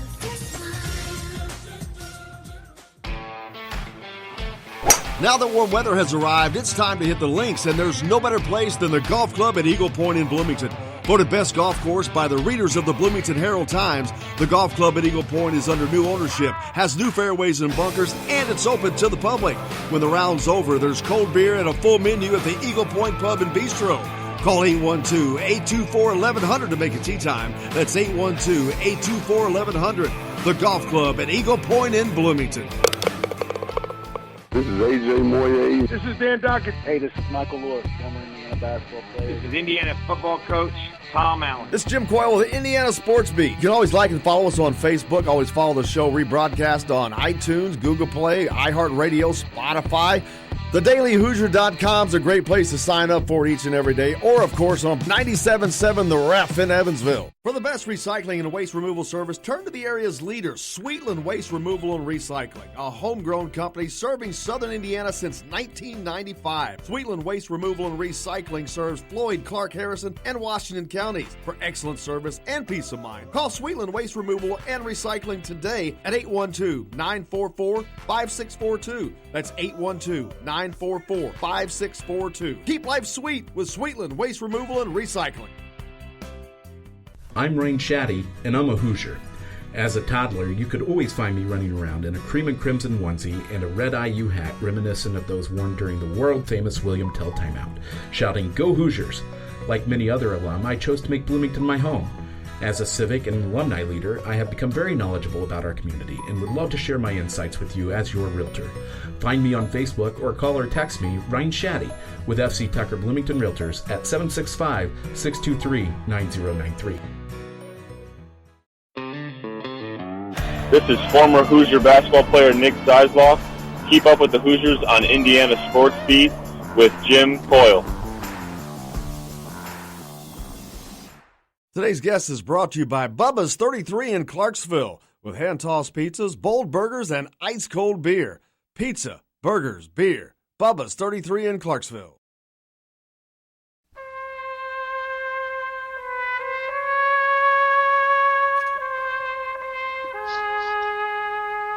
You know him, you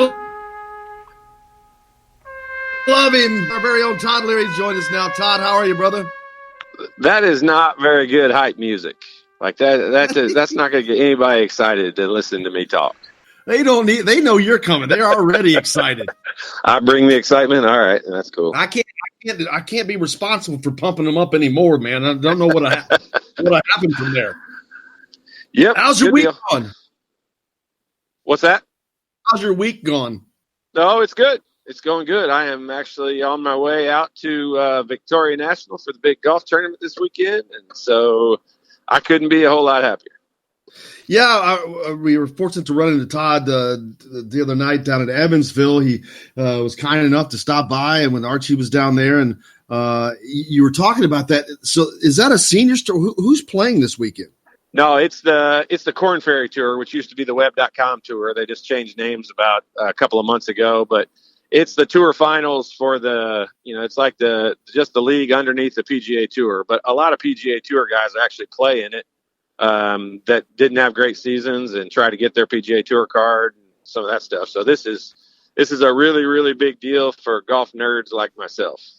And that course there in Evansville, Victoria National, that is a spectacular piece of property, isn't it? Yeah, it's legit. It is. It's beautiful for one, but playing the course is as challenging as you're going to get. It's, I've played about every tough course in the state of Indiana, and I don't know that you could find one tougher than Victoria National. So it is as tough as it gets. It's fun. It's a beautiful place, and we are going to have some great weather all weekend. So I'm pretty much on vacation is how I'm looking at it. Look at you go. Yeah, they've got a course up in Bloomington that in the spring we'll have to check out because it's apparently going to be extraordinarily tough. The new IU golf course, the Fowl Family Golf Course there. So looking forward to that. But, yeah, that sounds like a great time there in Evansville. So if you're in the area down there this weekend, you can go out and you can chase the stars. You can see if you can find Todd Leary.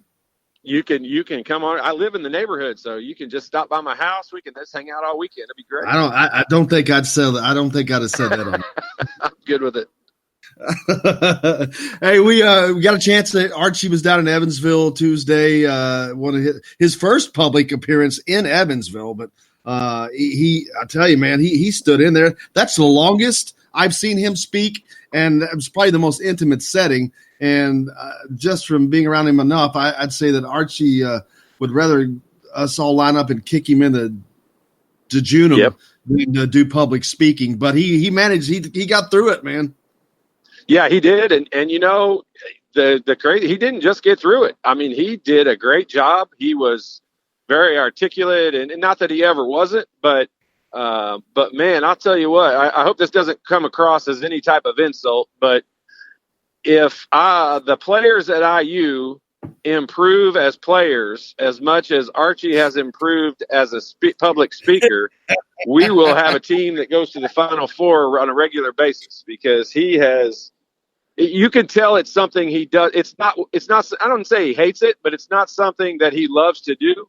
And here's what I love about that is if you gave him the choice of going and speaking in front of a bunch of people or watching film and coaching his basketball team, 100% of the time he is going to tell you he would rather be coaching his basketball team and watching film and preparing and all that. He is a basketball guy 100% from beginning to end. There isn't 1 ounce of him that's not basketball. And that's what I want my basketball coach to be for the team I root for. So I love that.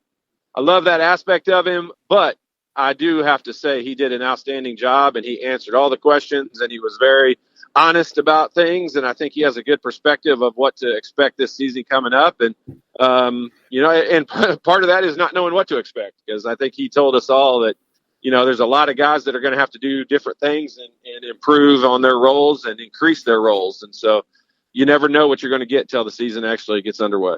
Yeah, absolutely. That was a great thing put together by Pat and Ben Shoulders down there at Harrison High School. So thanks to those guys. But they were the first. That's the first time Archie's been down there. As a former player, and I know it didn't work this way for you, but when that coach, the IU coach, and it doesn't really matter who it is, to be honest with you.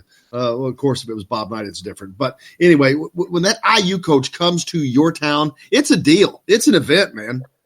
Yeah, no doubt. And that's how you build up, stronger and bigger and better alumni base groups and fundraisers and golf outings and all those kinds of things. And those are the things that really help an area out like that. And, I know it doesn't hurt that there's some recruits down here that are important to the IU future, hopefully. And so that doesn't hurt, but I definitely think, he makes that trip. The IU coach makes that annual trip every year down to the New Albany area.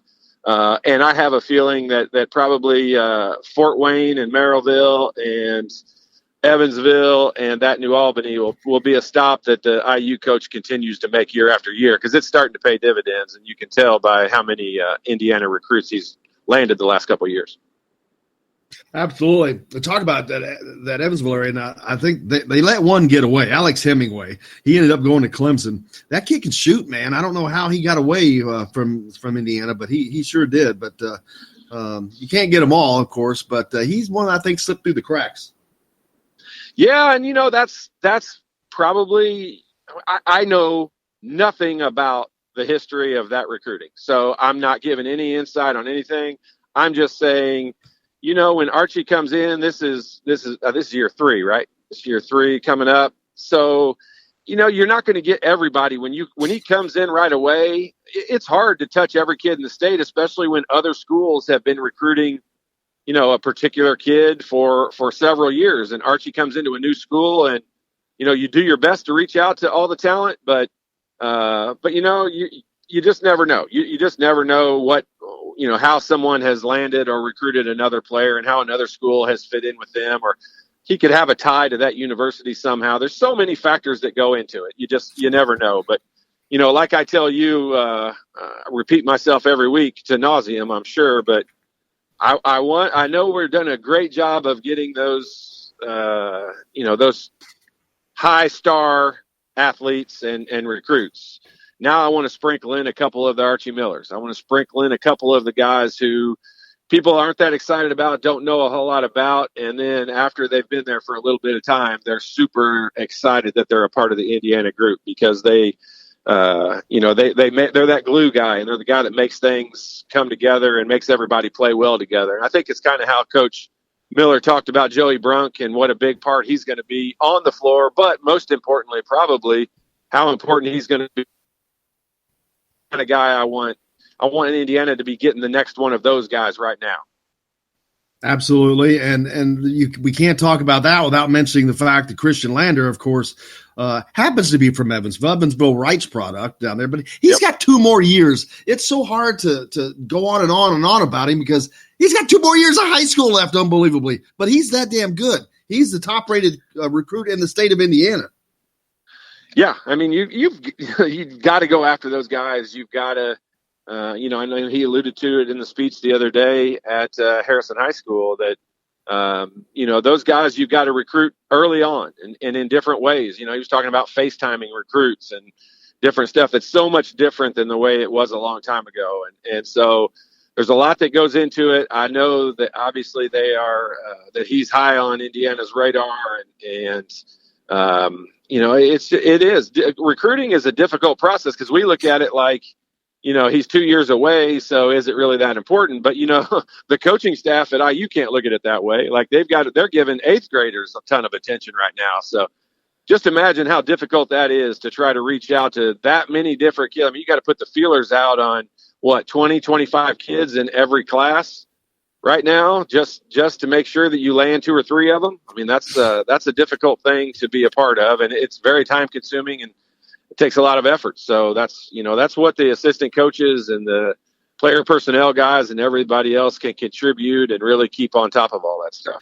Yeah, Tim texted into the show reminds us that Archie had to make some ground up, because the previous administration, Tom Crean, he got away from recruiting the Indiana kids, mainly because I think Indiana got away from him.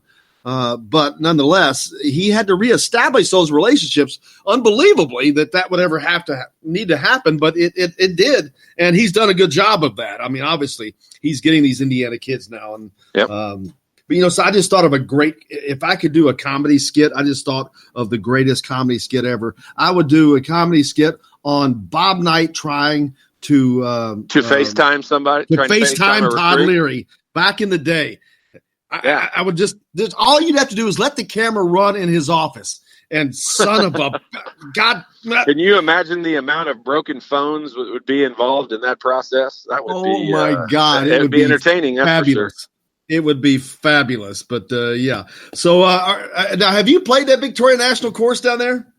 I have. Years ago, I played it many, many times, and then I was fortunate enough here. I was invited by a guy here locally, Tom Bennett, invited me out there to play. So I should call him Tim. His name is really Tom, but I accidentally call him Tim every time. So, but he was very fortunate. I was fortunate to have him invite me out there and play. And my buddies, Matt Taylor and all of them, we got to go at Calvert. He's one of Calvert's buddies. We all went out there and played a couple of weeks ago. And so, yes, I have played it. It's so beautiful, and I love it so much. I'm plugging as much as I can to get somebody else to invite me out there. Because obviously Tim's not going to do it because you don't call him by his right damn name. I know. Trust me. He reminds me every time. Trust me. That's all right. He calls me Scott now just because I call him the wrong name every time. Yeah, just start calling him Robert next time. I call him Tim. He calls me Scott. So we're even. Oh, perfect. Perfect. So are you going to be out there all weekend, every day, going out there every day? I am such a nerd when it comes to golf that I actually was even out there yesterday and the day before just watching them on the practice range. Like, I love watching. I feel like I can learn stuff off of watching them, kind of taught myself how to play tennis and different things just by watching people play and that stuff. So I am a nerd and love every aspect of that. I love watching them tinker around with different clubs and stuff. So I've already been out there almost every day. And, as soon as I get off the phone with you, I'm getting ready to walk in the gate here. So, yes, I will be out there all weekend. It ends on Monday, and I will probably be the last guy walking out of the gate on Monday night. You help them mow the greens? I would if they would let me. that takes actual skill, and I don't think that. I mean, I barely mow my yard very well. My neighbors are complaining about that, so I don't think they're going to let me anywhere near the greens. That's probably a wise move. Indiana football gets started tomorrow, but obviously that's up in Indianapolis. Will you with having kids at IU? Will you make it up to any of the football games? Oh yeah, for sure. I'll make it to a good portion of them now that. A couple of kids down there, and I've been back to a game. It seems like every year for the last 4 or 5 seasons. So I am really looking forward to making it. I think they're going to make some strides this year. So I'm looking forward to them improving and coming down to at least 4 or 5 games. Absolutely. And what was I getting ready to say? Oh, man, I love my mind just loses exactly what I was getting ready to say, but it was something good. But, asking me, you guys doing the postgame show this year? Doing the postgame show this year? Yes, we'll be doing the postgame show, man. So you're a popular guy. Yes. You're a popular – and not only that, it warmed the cockles of my heart Tuesday down in Evansville when a fan came up and called you the Toddfather. The Toddfather, I know it. It's catching on. I'm telling you, man, there's something to it. Even Steve Risley. I ended up having Steve Risley on the show earlier today, which I didn't plan on it. I mean, I talk to Steve all the time, but I didn't plan on it. But he's always listening, and he was texting me during the show, and all he kept saying is, I just can't wait to hear the Toddfather. I want to hear the Toddfather. I'm like, I told my producer, said, call him up, get him on the air right now. But the Riz can talk, man. The Riz can talk. He likes to hear himself talk. He's, you know what though, he gives such a great perspective on things. He was a part of, the hottest part of the era, right after the 76 team leading into that 81 team. So he was, he was a big part, and I love hearing some of his stories and the things he says. He gives a kind of a truer, he doesn't sugarcoat a whole lot. He gives a true perspective of things. So I enjoy listening. Absolutely. And did you know, I know you were a great athlete in high school as well, but he was an All-American quarterback with an offer to Notre Dame. I did not know that. Probably kind of a unique deal. I mean, I probably knew it and forgot it, but it shouldn't be forgotten. That's just pretty spectacular, man. That's pretty incredible. That's incredible. All-American quarterback with an offer to Notre Dame that he has to turn down for Bob Knight. That's pretty incredible. But, well, brother, I appreciate you as always. I hope you have a great time out on the links at Victoria National in Evansville, and lots of fun, and hope you don't get hit by an errant shot. Oh, I'd take one for the team. The Toddfather, Todd Leary, our good friend, man. Let's let him go and head on out to the links, brother. Have a great weekend, Todd. We'll see you next week. Talk to you next week. You betcha. Todd Leary, the Toddfather, joining us as he does each and every Friday right here on Indiana Sports Beat Radio. We got a great bunch of guests that come on each week and couldn't be happier. Don Fisher on Monday, before I forget, it's a holiday. I never take off. We never not do the show, but we're not going to be on. Well, we will be on Monday. We will be on Monday. It's going to be a best of. Jake's going to put together some of the best interviews here of late, which there have been tons. But then on Tuesday, Don Fisher will join us on Tuesday as opposed to Monday. And we'll be talking about that big IU win over Ball State and how everybody's talking about this offense, I'm assuming, is what we'll be talking about because it could be good. I'll actually be on live Monday, but the interviews will be a remix. But it's all good stuff, so you're going to love it anyway. But so we got that going for us. Volleyball starts today. They've got a match at 12:30. Head on out to Wilkinson Hall if you're in the Bloomington area. They also play tonight at 8 o'clock. They've got 4 teams coming. You got Florida International, which they play today at 12:30. You've got We Are Marshall at 8 o'clock tonight. And then they will take on Santa Clara and possibly another team tomorrow, a different team. I can't remember. Men's soccer also underway tonight at Armstrong Stadium. Head out there. They've got the Adidas IU Credit Union Cup, Pittsburgh, UCLA, Northwestern's in town. So a great mix there. And then, of course, tomorrow it all kicks off at noon. Lucas Oil Stadium, Indiana football kicks off the season against the Ball State Cardinals. Michael Penix and company leading into the season to see what we can get going and looking forward to that. We'll have all that for you next week. So thanks a lot for joining us this week. Thanks a lot to all of our guests today. Thanks to Tom Brew, Todd Leary, Steve Frisley, and Jeff Oliphant. For Jake, this is Jim Coyle, and I will see you on the radio.